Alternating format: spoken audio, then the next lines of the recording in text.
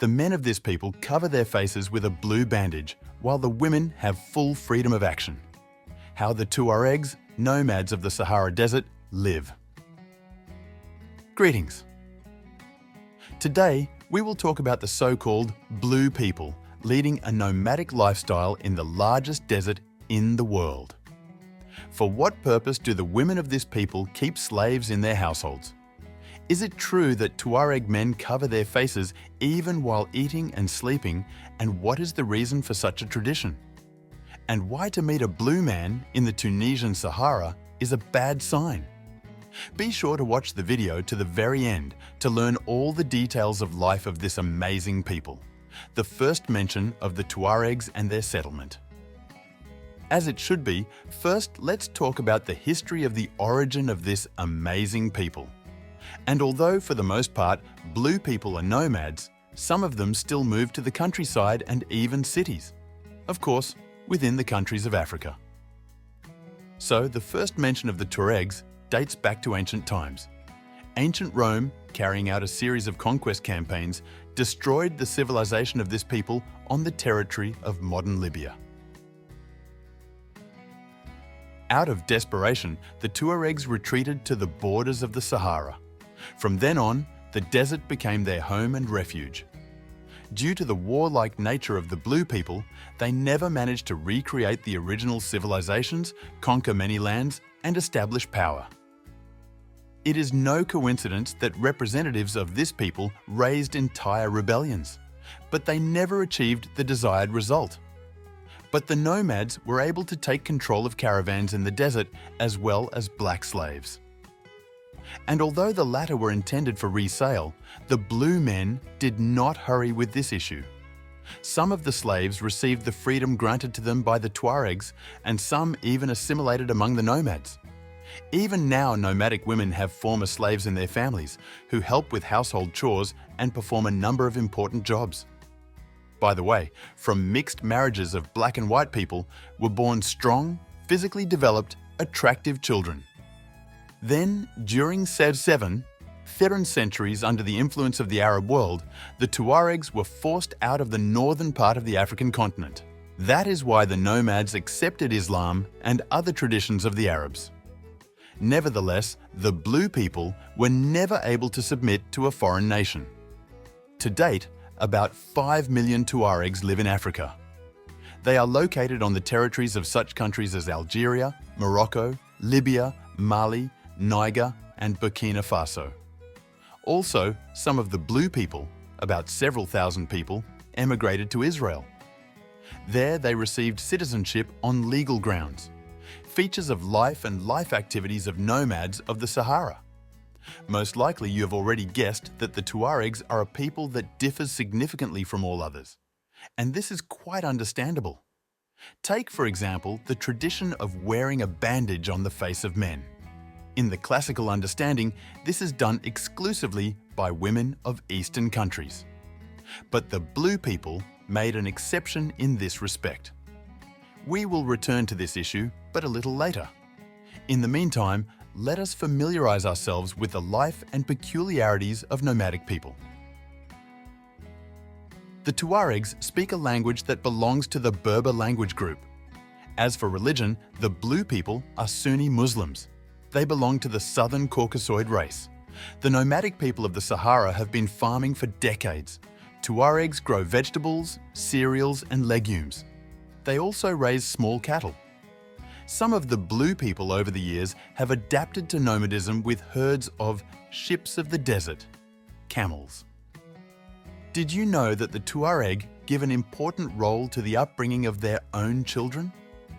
Girls are taught to write and read from the early years of life.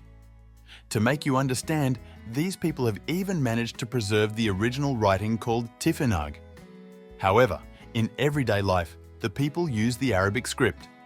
It is the female population that is responsible for the development and cultural values of their people. In doing so, they pass on the folkloric heritage from generation to generation. Especially widespread among the Tuaregs are youth dances. Such events are called tendi and ahal. At them, young people gather and dance with each other. Surprisingly, the female representatives are considered the freest women in the world. Premarital relations among the Tuareg are welcomed as they indicate the advantage of both partners.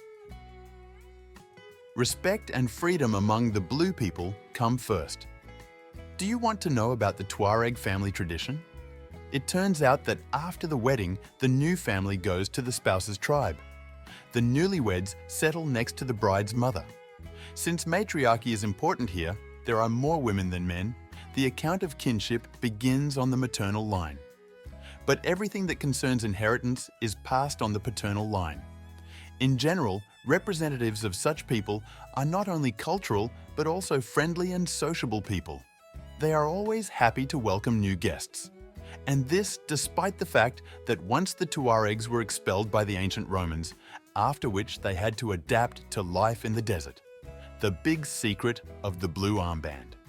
Now is the long-awaited moment to learn the whole secret of wearing the blue bandage on the face of Tuareg men. This tradition, as you have already guessed, has survived until today. And here's why. Since ancient times, people believed that absolutely any man is initially considered a stranger, and so the evil spirits that dwell inside a man can certainly harm his family. Such creatures, according to Tuareg beliefs, can come out of the head through the mouth, nose and ears. That is why men still wear blue-colored bandages that cover almost the entire face. Naturally, except for the eyes. With a bandage on his head, men do not just move from one point to another, but also eat, sleep, and perform many habitual activities. But only his lawful wife can see his face. There is also another version that explains the covering of a man's face with a bandage. Earlier, we mentioned that the number of women among Tuaregs is many times higher than among men. It is not excluded that male representatives can be tempted and thus cheat on their spouses. In order to prevent this from happening, a man is simply obliged to wear a blue armband and hide his identity from prying eyes of women. This is how the fidelity of marital duty is guaranteed. But it is quite difficult to explain why exactly the blue color has taken root in the Tuareg people. But still, the only explanation is that this color is recognizable among other nomads. That is why it is used year after year and no one dares to break the tradition. Is seeing the face of a Tuareg a bad omen? The last omen, which we will deal with you. Many people ask, what if you see a Tuareg without a bandage on his face, and thus identify his identity? To answer this question, let's go back in time. Many decades ago, a Tuareg had every right to kill a man who saw his face. If the man managed to escape and stay alive, the nomad's fate was decided in the only way he could. This is due to the fact that the offender could give away the blue man and thus use this technique for selfish purposes. Therefore, even today, it is indeed a bad sign to meet a Tuareg, especially in the Tunisian Sahara. Such an encounter does not bode well. Conclusion. Thus, the Tuareg are an amazing and peculiar people who have adapted to life in the desert. Nomadic tribes observe the traditions of the past and value their culture and life. The complete freedom of the female part of the population and the wearing of bandages on men's faces are the main features of the blue people.